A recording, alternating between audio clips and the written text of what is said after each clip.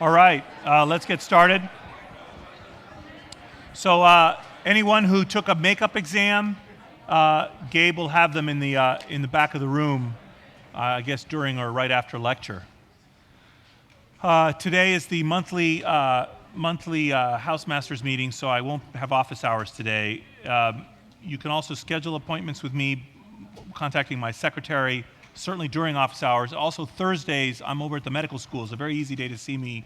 It's a bit of a schlep for you guys. You have to take the shuttle over, but those of you interested in medical school anyway may not find that so problematic. So you can often see me on Thursdays by appointment as well, and then other days at FOHO or wherever. So often, for example, Mondays, like lunchtime or late lunch is a good time as well over at Forsheimer House. I move all over the campus, so it's sometimes hard for me, unfortunately. Okay, any questions on the material we've been having so far? Did you guys ask your friends and roommates the questions about what would they rather have after class last time? Anyone ask anyone else about this? Yeah, sort of interesting. All right, last time we discussed the gradient in health along the SES hierarchy, and we examined the shape of the income-health relationship at the individual level. We reviewed Maslow's hierarchy of needs and the importance of autonomy and social integration. We briefly considered some biological pathways by which the stress of social hierarchy could affect people's bodies. And we talked about absolute versus relative deprivation, the latter of which is an unavoidable byproduct of the intrinsic nature of hierarchy, which arises both from the natural lottery and from our biological origins, making us social animals. So we vary. There's some asymmetry in the talents and gifts that we all have. These order us in some way, and as a result of this, our bodies respond and we react. Today, we will be considering the salubrious nature of social support.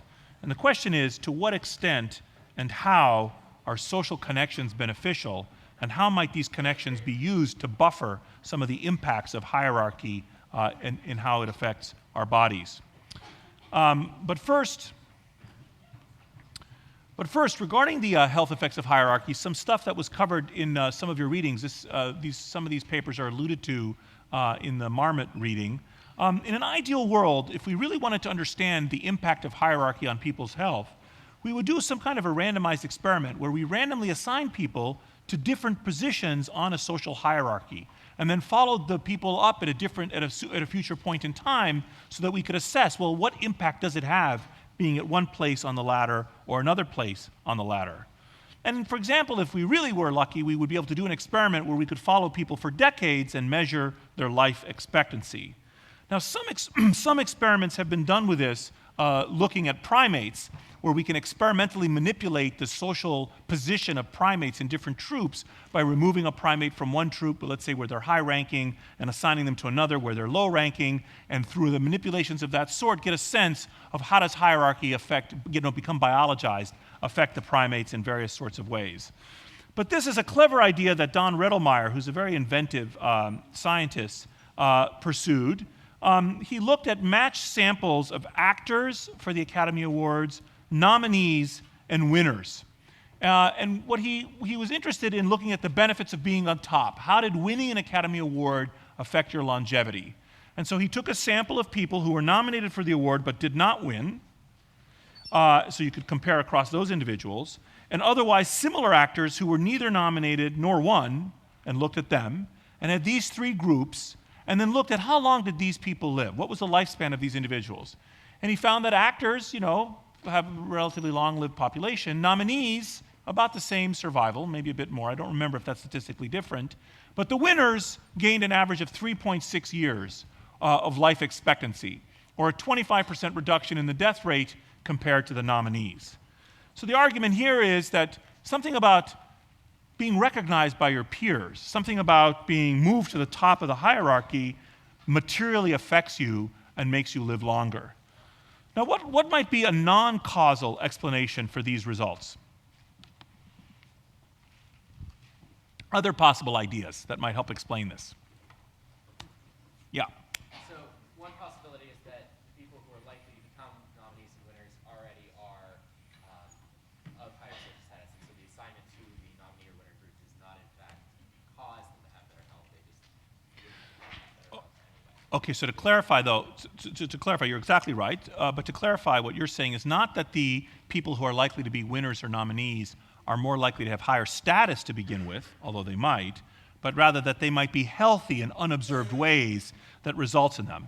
And what might be a way, I mean, do you think that the Academy Award, the Academy is somehow detecting, what would be a way that they could detect whether the people that are going to be given the award might be healthier? Yeah. Healthier people are prettier. Yeah, healthier people could be prettier. And if you're pretty and an actor, that might be associated with your ability to win the award.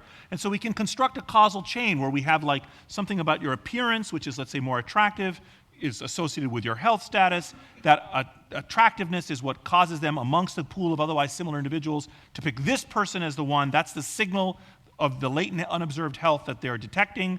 And then they nominate you for the award or pick you for the award. And so now it's artificial, you're artifactual, you're not actually conferring the status, you're detecting health in that way. That's exactly right. But a recent, better conducted study looked at Nobel laureates and nominees from 1900 to 1950. This was in the NBR working paper, I think, by my colleague Andrew Oswald. He looked at the benefits of being on top. Here the question is, well, what about winning a Nobel Prize? And as many of you know, the Nobel records are unsealed after 50 years. So the deliberations of we don't even know who's nominated. We certainly don't know anything of what the committee was thinking about this. But after about 50 years, all those records are unsealed. So these guys went back and they looked at all the chemistry and physics nominees from the period of 1900 to 1950. And what they found was that the nominees on average live 75.8 years, but the winners win 77.2 years. Here the winners just know that they won. The nominees don't know that they failed to win. So it's not like they were harmed by like the nominees for the Academy Award know that you went up for the award and didn't get it. So in this situation, you have this additional feature. So on average, being the benefit of the Nobel Prize is you live, not only get $1 million and all the recognition and all this wonderful stuff, you feel great about yourself, but you live 1.4 years longer, or 26% reduction in the hazard of death in certain types of statistical models called proportional hazards models. So a better conducted study finds similar results. But as we've been already alluding to, this is typical of the kinds of things we've been discussing in this class. And as we saw in the case of socioeconomic status and health in a prior lecture, not only can there be two-way causation, so winning the award could cause longevity, actually longevity could cause winning the award. If you live longer, you might have more chances to be nominated or win the award. You know that Nobel is not awarded posthumously, neither are Academy Awards, I don't think. So, longer survival can be associated with more chances to win the award. Not only can that happen, but of course there could be some third factor like personality, appearance, or intelligence, which is associated both with longevity and with winning the award. So actually there's not necessarily a relationship between the two. So we need to look at still other ways that we might try to address this using certain other kinds of statistical approaches, or natural experiments, or maybe even actual experiments where people are randomly assigned to different positions in a kind of social hierarchy. One of the most famous studies like this, which many of you are probably familiar with, raise your hands if you've heard about the Stanford prison experiment. Yeah, so like almost everyone here. Would anyone, now here's a bold question, would anyone like to summarize the experiment for me? Everyone raised, yes, I've heard of it. Nobody was willing to summarize. The Stanford prison experiment is a very famous experiment. It's an experiment for sure. It wasn't a huge experiment, so I'm not sure how much we can conclude from this one case, but it's nevertheless quite illuminating. So in this situation, what was done by Phil Zimbardo at Stanford years ago, in 1971, they solicited 24 student volunteers. These were primarily students at Stanford University. And they were screened for physical and mental health. And then they were randomly assigned to be either prisoners or the guards. And they took a part of the Stanford psychology department, similar to William James Hall, and they converted it into a prison. Now, some of you may feel like the psychology department is a prison, but actually in this case, it really was a prison. And you can sort of see the image here on the hallway. And they converted some of the rooms on these 4 panels on the left. This is one of the students being randomly assigned to be a prisoner. On the right-hand side, you see them, they're being stripped. And on the left-hand side are the students that were randomly assigned to be guards.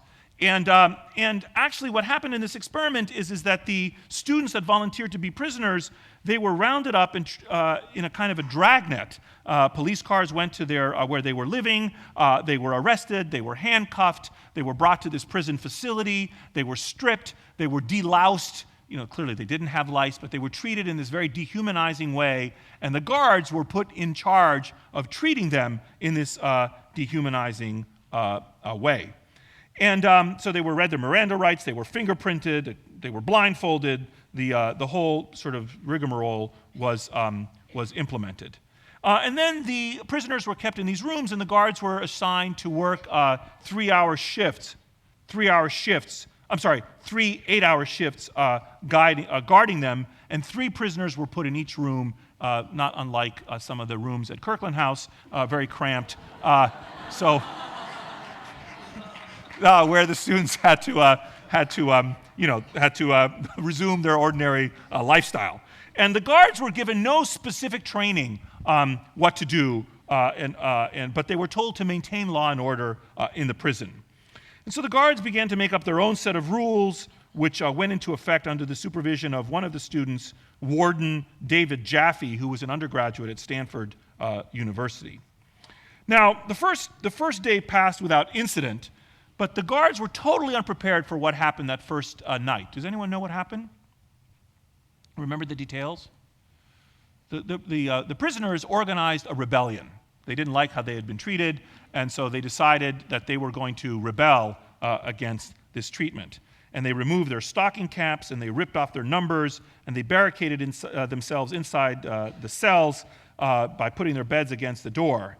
And the guards were very much angered and frustrated by this act of rebellion, and the prisoners started taunting the guards and mocking the guards and insulting them from the other side of the door.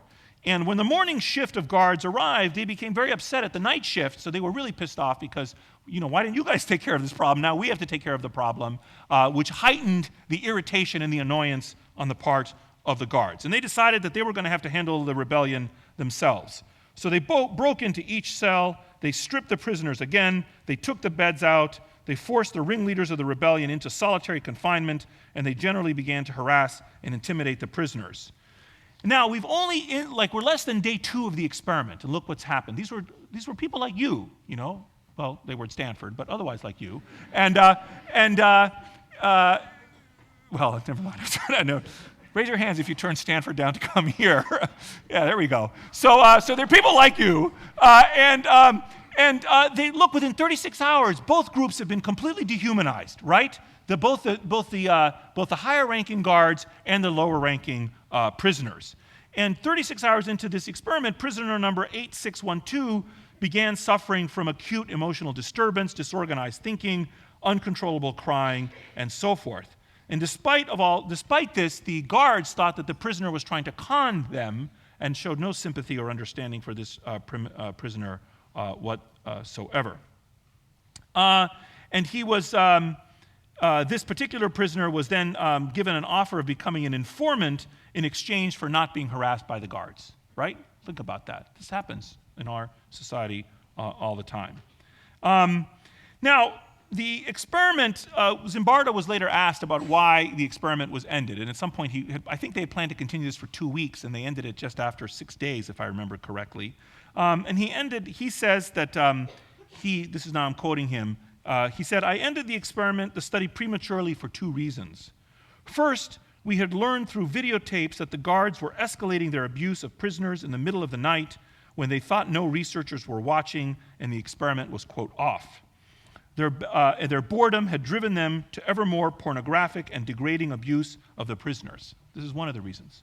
And second, Christina Maslach, a recent Stanford PhD, who had been brought in to conduct interviews with the guards and prisoners, strongly objected when she saw our prisoners being marched on a toilet run, bags over their heads, legs chained together, hands on each other's shoulders.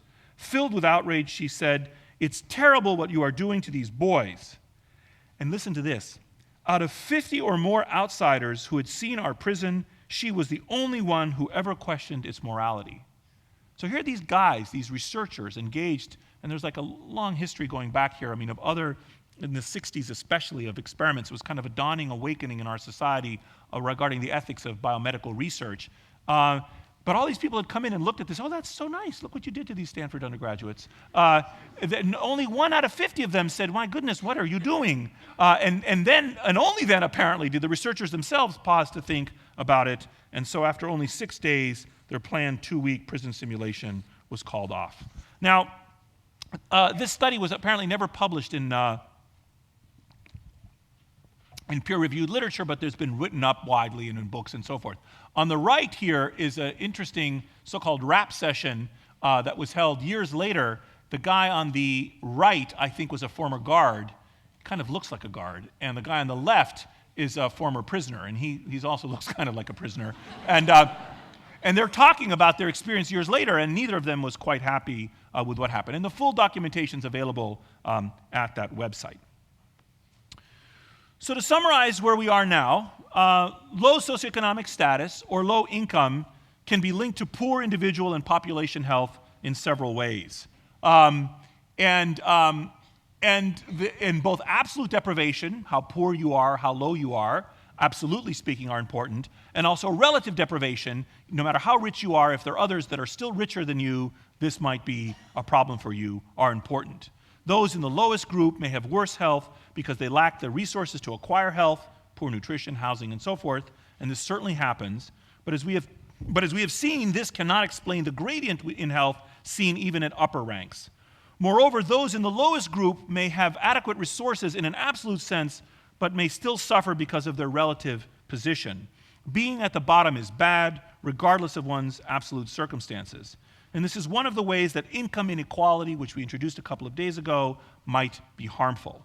Perceptions of being relatively deprived are stressful, and it is these psychosocial factors, more even than the material or neo-material factors we discussed, that can play a role in ill health.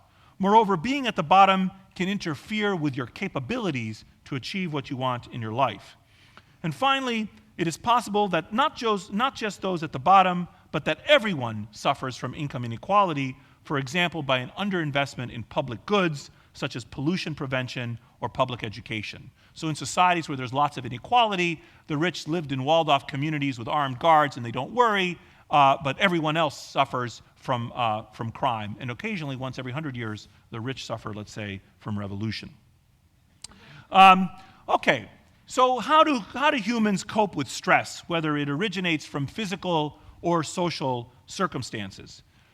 Coping strategies beyond intrinsic biological ones, where our bodies just automatically respond to stressors, consist of behavioral or cognitive attempts to manage specific stressful circumstances, specific demands. And one can draw on personal resources of various kinds to do this. So how do you respond to stress? Well, there are biological responses, cognitive responses, behavioral responses, and social responses. And very simple-mindedly, if you can actually do something about the problem, you draw on behavioral resources, you take action to fix it. And if you can't do anything about the problem, you attempt to develop a sense of personal mastery cognitively and psychologically. So you can't fix the problem, but you kind of re-narrate the story in your mind, and you draw on social support to buffer the impact of the stress. So interestingly, evidence suggests that perceived, and so like if you can avoid having to take the test for which you haven't studied, you avoid taking it. If you can't avoid having to take the test, you psych yourself up for it, or you rationalize your poor performance. Or if you do poorly, maybe you go and you seek the company of other individuals who make you feel better, but they're there, it was a hard test, no one could have done well, and the professor was a jerk, and so forth, okay? So there are all kinds of ways people cope with these types of stressful situations. But one of the very interesting things to me about the literature on social support, as it's been evolving over the last 20 or 30 years, has been that actually, interestingly, evidence suggests that perceived support is often as important or even more important than real received support.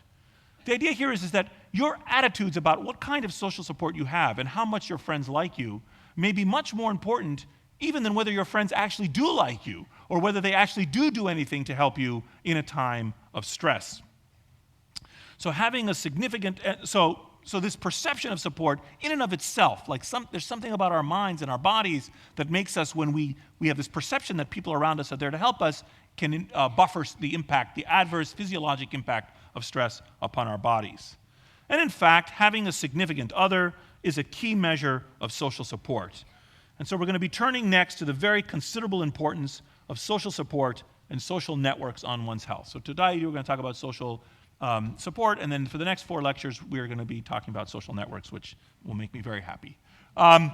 Okay, so a classic study in this regard was conducted by Emil Durkheim, who looked at suicide over 100 years ago, and it's a topic we introduced the class with weeks ago now. And he suggested that people living in more socially isolating societies, in less integrated societies, were more likely to take their own lives. And you may remember that we began the course with this example. But in fact, there's been a long history of looking at the risk of suicide and how it relates to one's particular social circumstances, and in particular to one's social connections. And here's some results from a relatively recent study looking at both suicide and traumatic death, which is reckless behavior, which is sometimes very hard to distinguish from suicide. In fact, a significant fraction of young men who die in what seemed to be car accidents by crashing into a tree, actually it wasn't an accident. They were trying to take their own lives. If you look at the relative risk of traumatic death and suicide among men, here's what it is amongst the people who are not married. It's compared to the people who are married. Here is among individuals who have no close relatives compared to those who are married.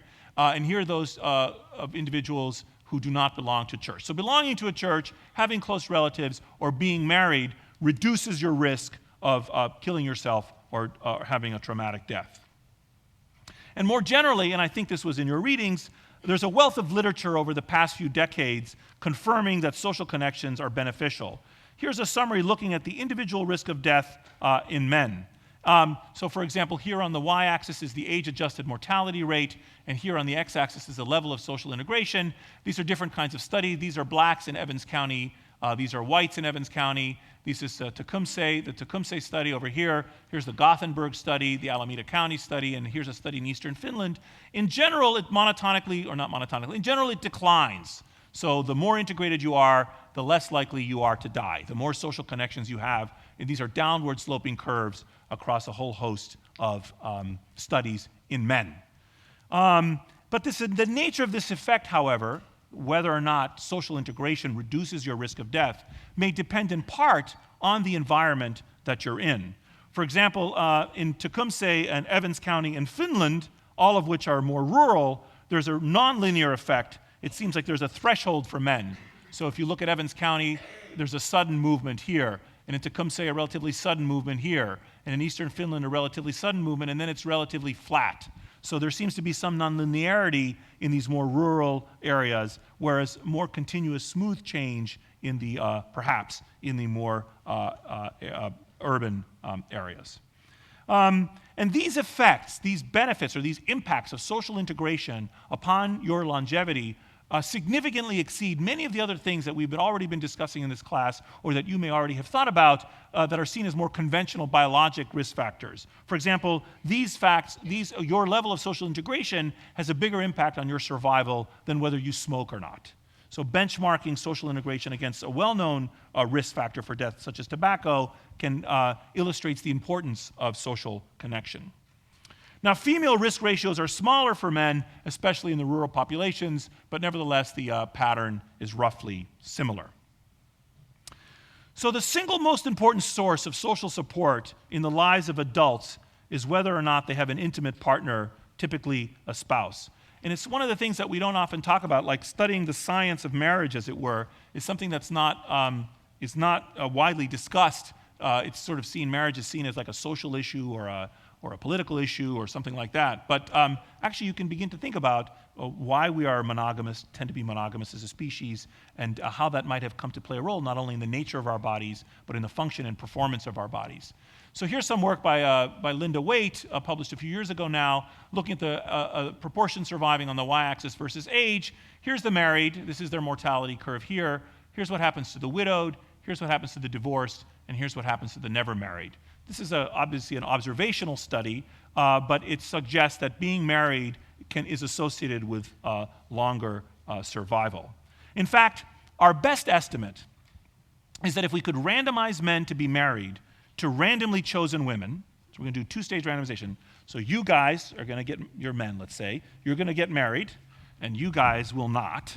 But you can't pick your wives. You will be randomly assigned a wife.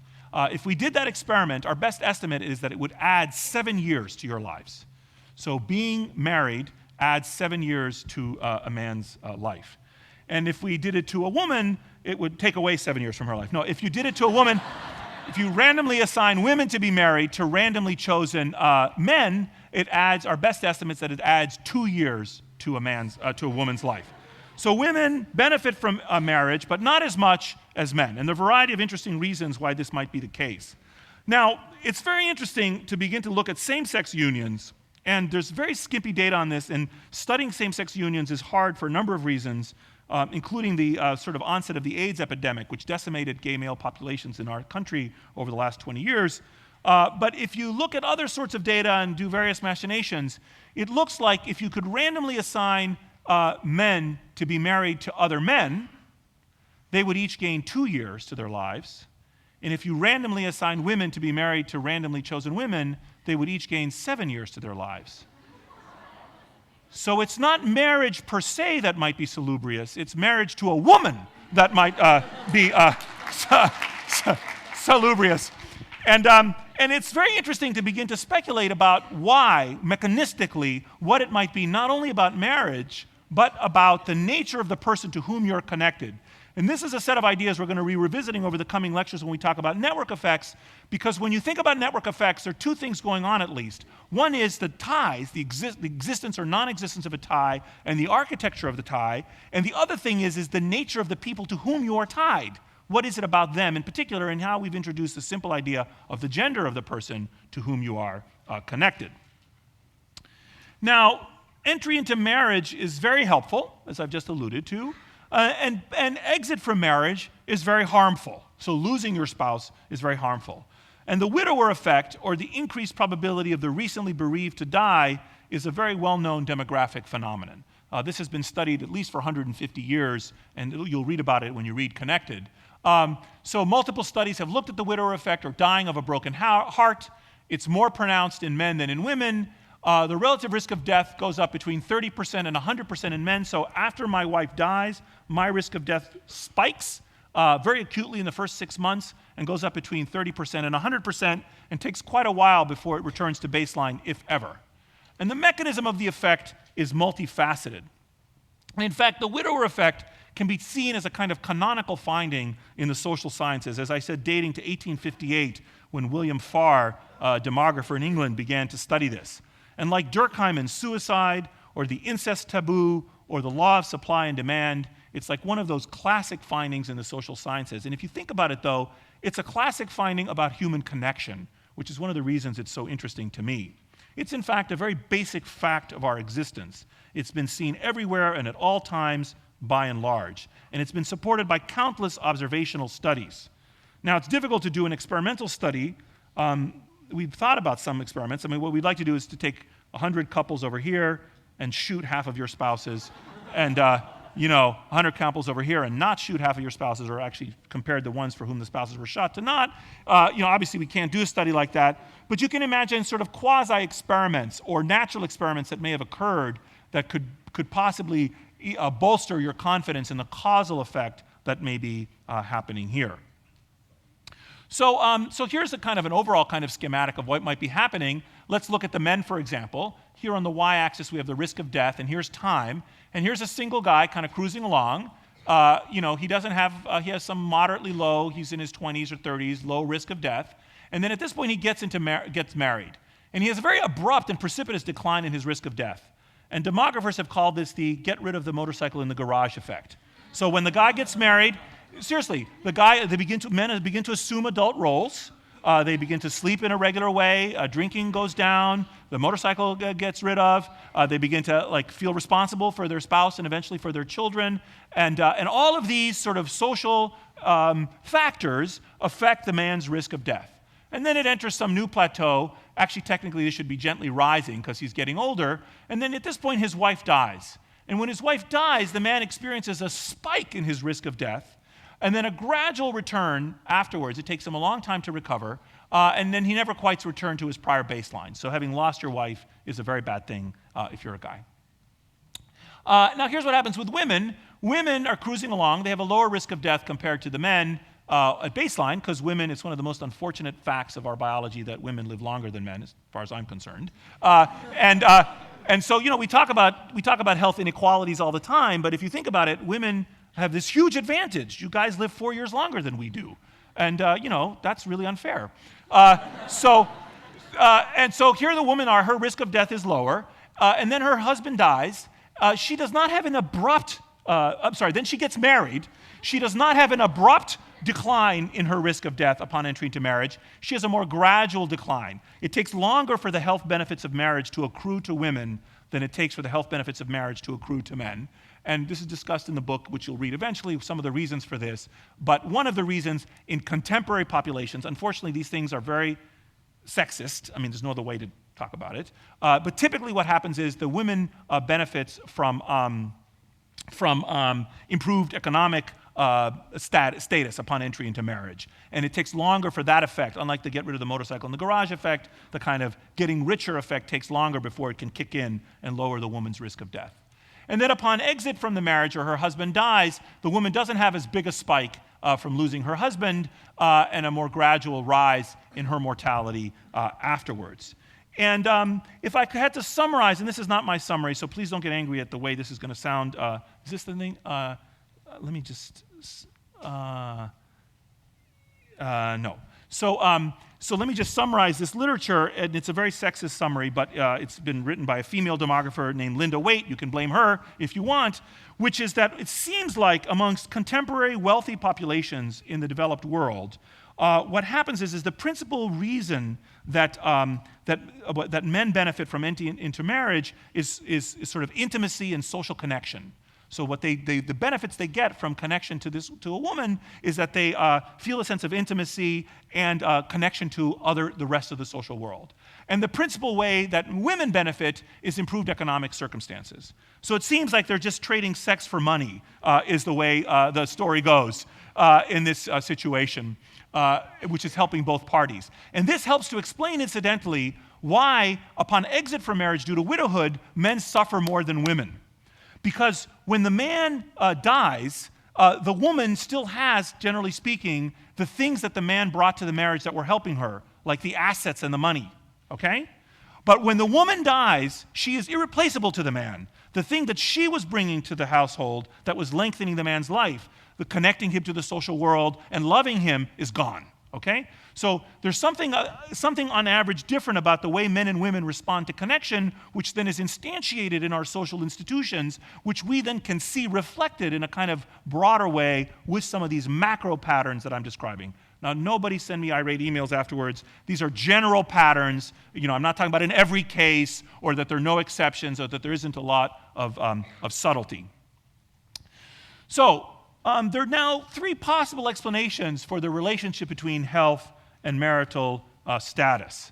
And in fact, these possible explanations, so when we look around it, as I've shown you so far, I've said, look, married people are healthier, they live longer than unmarried people, they live longer than widowed people, losing your spouse harms your health. What might be some reasons that we could understand as explanations for these phenomena? This is a very important set of ideas, and we're going to return to it as we talk about network effects.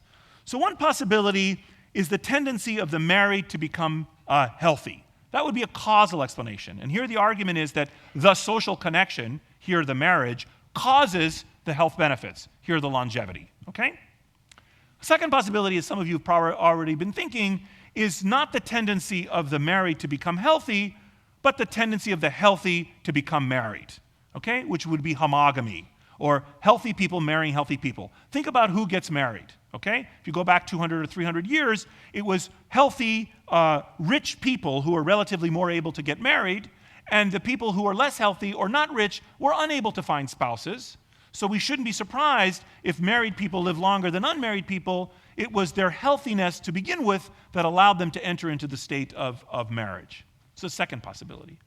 And the third possibility is that there's something else, the third factor confounding that we've been discussing, that's associated both with the ability to become married and with the ability to live a long time.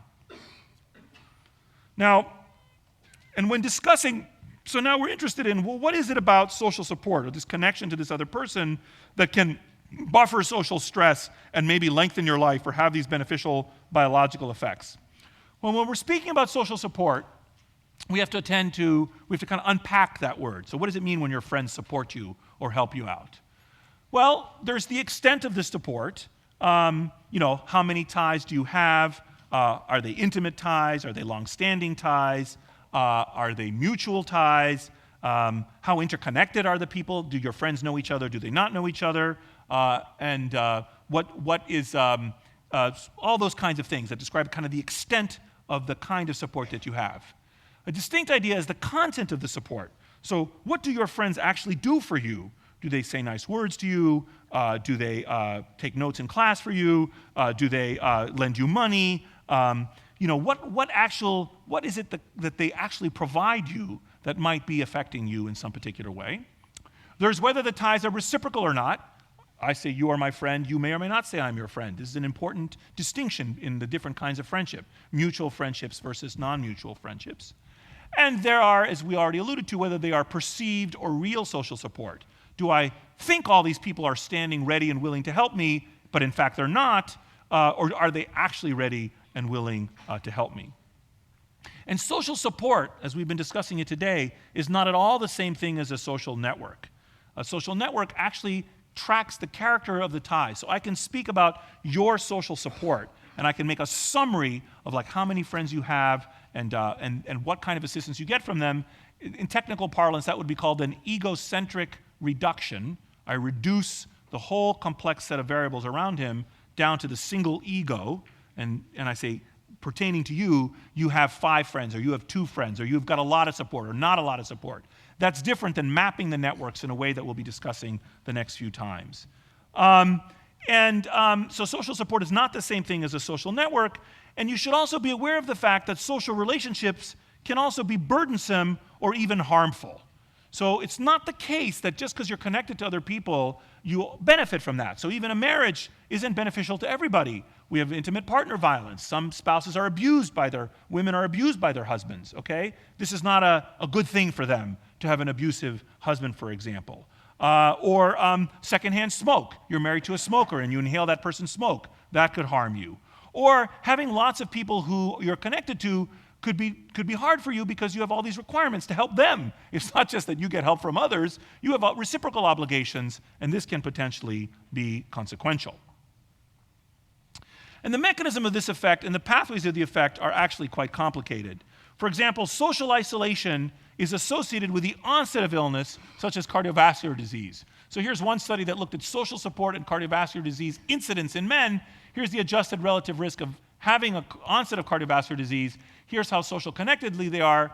The most integrated individuals have a relative risk of 1, but as individuals become more socially isolated, they're more and more likely, for example, to have a heart attack. And if they have a heart attack, socially isolated individuals are not only more likely to have a heart attack, but conditional on having the heart attack, you're more likely to die from your heart attack or have other serious consequences if you lack a partner. This is some work, a very nice study done by Lisa Berkman, who's at the School of Public Health here, a famous study from 20 years or so ago now. She looked at mortality after myocardial infarction depending on the number of sources of emotional support. And so she looked at, for example, if you had no social support, 1 source of social support or 2 or more sources of social support.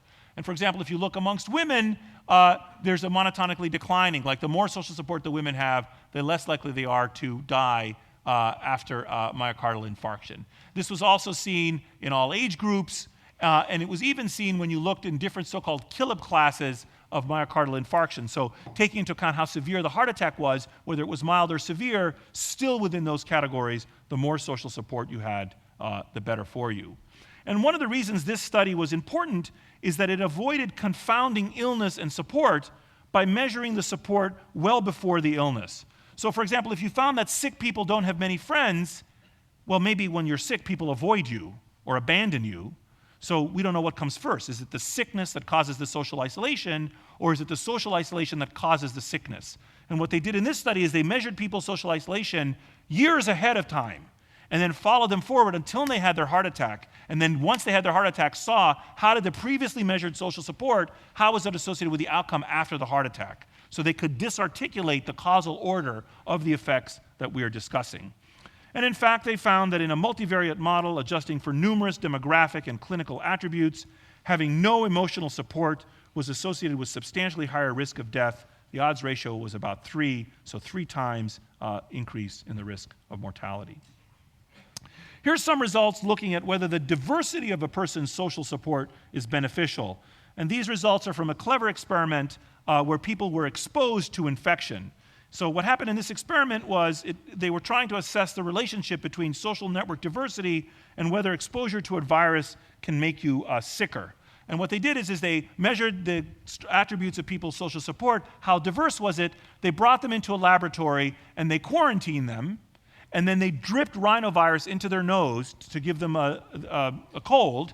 And then for a week, they kept them in the hospital, and they did all kinds of very scientific things, like weigh all the hankies that people use to blow their nose to see how much snot was produced in the different groups. And all kinds of other stuff was done, even more scientific than that. And they looked at network diversity, whether it was low, medium, and high, and they saw the percentage of individuals after being experimentally exposed to rhinovirus to cause a cold that got a cold. And the higher the network diversity, the less likely you were to develop a cold after being experimentally exposed to the rhinovirus and quarantined for the duration of the experiment.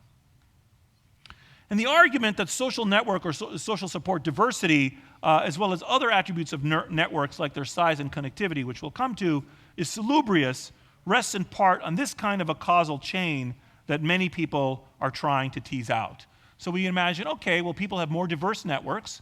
Perhaps this leads to improved sense of self-worth, which may have some certain hormonal changes, or perhaps it leads to decreased stress, which also has certain hormonal changes, or this improved self-worth could lead to better behaviors.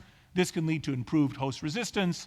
This could lead to improved immune function. Of course, immune function could lead to improved host resistance, and you get better health. And so you can begin to think about these and many other intermediate steps in the causal chain between the diversity or other attributes of your social support and social networks and the better health outcomes. And this set of causal pathways also highlights how psychosocial factors can affect our biology, either by directly causing biological changes or by influencing behaviors and then indirectly having such effects. And this study that I just mentioned with the rhinovirus is very valuable because there can clearly be no reverse causation in this study. It cannot be the case that having a cold in response to having a virus dripped into your nose caused the network diversity that the subjects had in the past. And indeed, there are many mechanisms by which social support might be salubrious. So how? How does social support promote health? Well, it can buffer stress, as we've been discussing. It can provide positive neuroendocrine effects. It can have positive cardiovascular effects. It leads to better sleep, which in turn is associated with better physiological repair while we're sleeping. It can encourage good behaviors. It can provide for emotional support or practical support. People can lend you money, informational support. They can give you information, or even promote a sense of meaning and coherence, which we discussed the last time as being a very fundamental and important aspect of our existence. Now, it may in fact turn out that any kind of social connection is helpful. For example, a connection to puppies. And it turns out, and one of the interesting things that I've been talking about, remember we talked a few times ago, we talked about how people might feel a sense of connection to God, and in fact that the origins of religiosity may have co-evolved or co-arisen in our species along with origins of kind of sociality and sort of obeisance to authority. It turns out something similar may happen even in fact with our relationship to pets. So here's a nice study that compared spouses to friends and to pets. And so what they did in this study was they took 240 married couples, and half of the couples had a pet, and half of the couples did not have a pet. And the pet owners are shown in the clear bars, and the non-pet owners are shown in the black bars.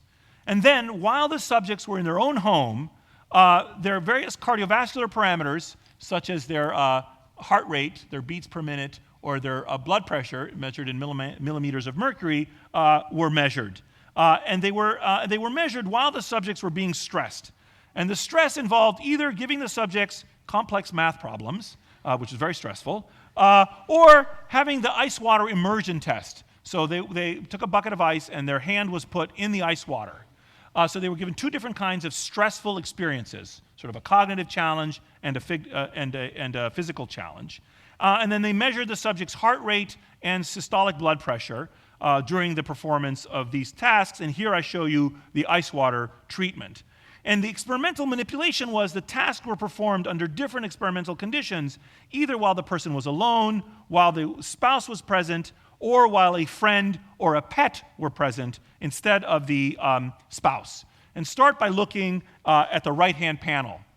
So here's what happens in terms of how the blood pressure goes up in response to ice water immersion if you're alone. Amongst both pet owners and non-pet owners, if you're alone, you gain like 25 millimeters of mercury. Your blood pressure goes up by 25 points. If your spouse is present, it doesn't go up, it goes up less than that. But if a pet or a friend is present, it's even better than having your spouse present. So if you compare these two columns with these two columns in this red line here, the contrast between having this experiment performed while you're alone or in the presence of a friend or a pet is that the presence of a friend or a pet attenuates your response to the ice water stressor that you experience. So your blood pressure goes up less when you have this stressful experience when someone is with you, when a friend is with you. But it turns out that it doesn't matter whether it's a pet or a friend. It doesn't have to be a human being. In this situation here, here's what happens to pet owners when they have their pet present. They get even more benefit than non-pet owners who have a friend present instead of the pet. Do you understand the contrast? So we're now seeing you're going to have something present. If you're a pet owner, you bring your pet to the experiment. If you don't have a pet, you bring a friend to the experiment. And now we immerse your hands in ice water and see what happens. So having a pet is better for this cardiovascular response even than having a spouse or a friend. So in fact, it might not be connection to people that is important, but connection itself that is important. And even more subtle, it might be the perception of connection, even than actual connection, that is the crucial heart of the matter. And we'll be spending time on this topic next time. See you then. Yes, question? Yeah. This study would have done that, yes. I didn't do this work. It was done by someone else. But yeah, it would have done that. See you next time.